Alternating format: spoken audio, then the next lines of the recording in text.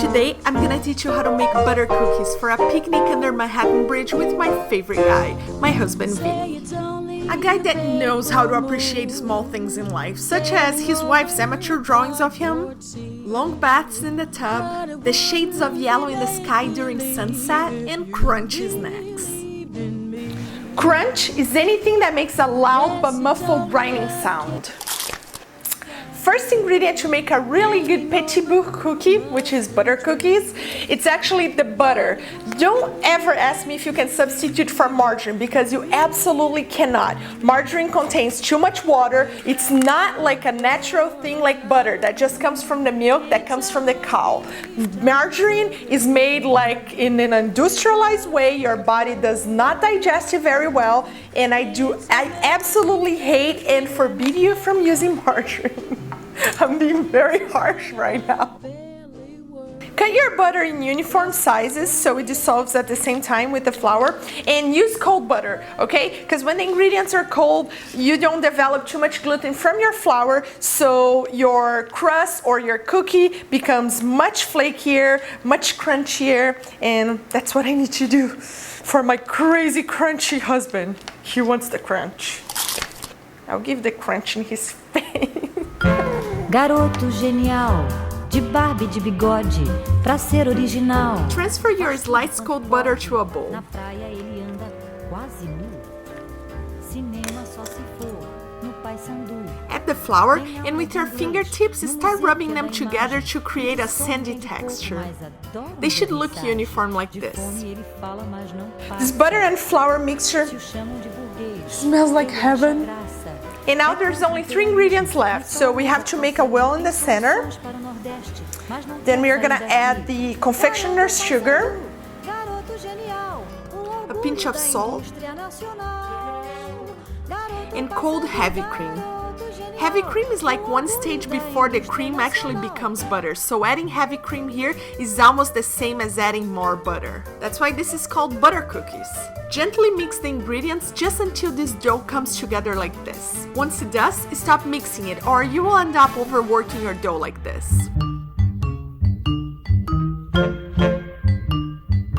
Definitely not a good idea if you want a crunchy cookie. So the cookie dough just came together, and now I'm gonna refrigerate this in the middle of a parchment paper or wax paper. The whole reason why we refrigerate doughs is because we want to relax the gluten strands from the flour. Once it's relaxed, it just provides a crunchier, flakier, better crust or cookie or anything you're doing. So that's what we're gonna do here. Flatten it a little bit. Cover it with another piece of parchment paper.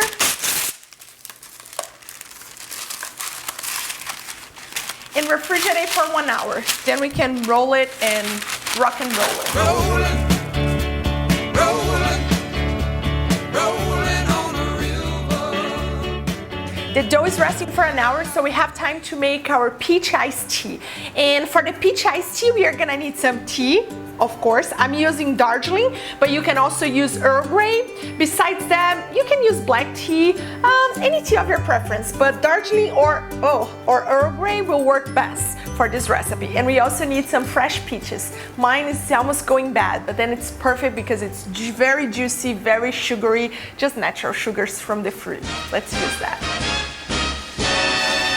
When I take my sugar to tea. In a kettle, bring some water to a simmer. Slice a lemon and add it to a bottle where you're gonna make your tea. Add your tea bags to it, and once the water is hot, pour it in. Let the mixture steep for 5 minutes only. If your tea is left for too long, it's gonna gain a bitter taste. Take her where the gang goes when I take my sugar to tea. In a blender, add the peaches, a little bit of the tea, and some honey to sweeten it. Blend it together. Pour your tea in the sweet, fruity mixture, but don't add the tea bags or the sliced lemons. Perfect. I'm gonna leave this in my refrigerator until time to leave, and then I'm gonna put in my thermal with ice, and it's gonna become a nice tea. because it needs ice to be a nice tea. Take her where the gang goes when I take my sugar to tea. The dough is very hard, so we have to pound a few times to soften it. The best thing about rolling a cookie dough between two pieces of parchment paper is that it's super easy to just cut it in the shape you want and bake it. Because when you do like with flour in your countertop, it just breaks, rips, and all the bad things happen to your cookie. Roll your dough until it's 1/8 of an inch thick, like this. This is a good thickness. You can make it more thick or less thick, it's up to you. I like it kind of thin. And I don't have a rectangular or a square cookie cutter, but I have this ravioli cutter. I don't know if it's gonna work. We'll see. Let me see. Oh, it works. I'm gonna make it cookies that looks like raviolis. Or should I call it raviukis? Place them in a baking pan and you don't have to leave a lot of room apart.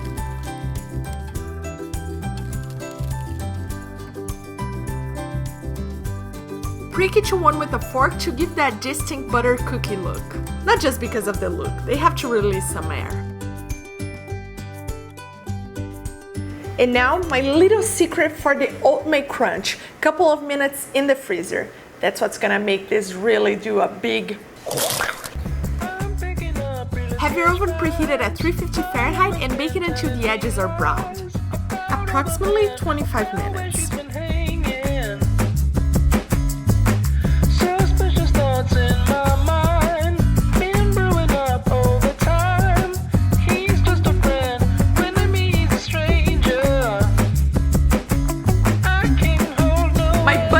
Are ready, or you can call it petit bout, which means small butter in French. Well, it does smell and taste like small butter. This is really similar to a shortbread too. A shortbread consists in 1 part sugar, 2 parts butter, 3 parts flour. So it is quite similar to a shortbread, but I do prefer this one because I think it has a better crunch to it. And you know, the crunchiness is all I need today.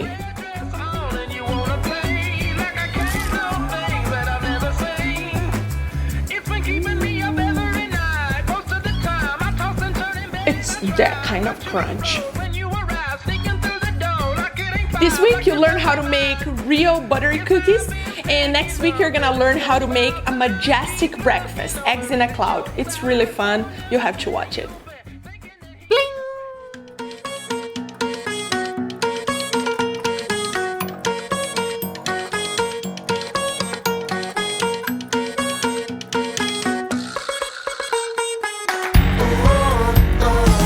Feels like it's a new beginning. The world turns but my head is spinning.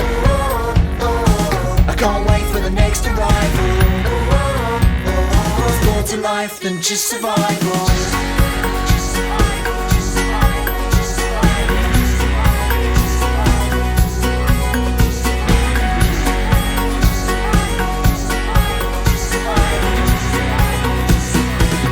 Life than just survival. Oh, oh, oh. It's so close I can almost taste it. Oh, oh, oh. I want life, not about to waste it. Oh, oh, oh. Must be time for my arrival. Oh, oh, oh. There's more to life than just survival.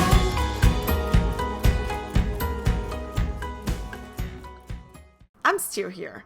Well, these are the next 2 episodes of my summer season, and don't forget to subscribe to my channel, to comment, share, like. I'm pretty good at responding comments. And also follow me on Instagram for squared awesome photos that I post there daily. Yeah. Okay, bye.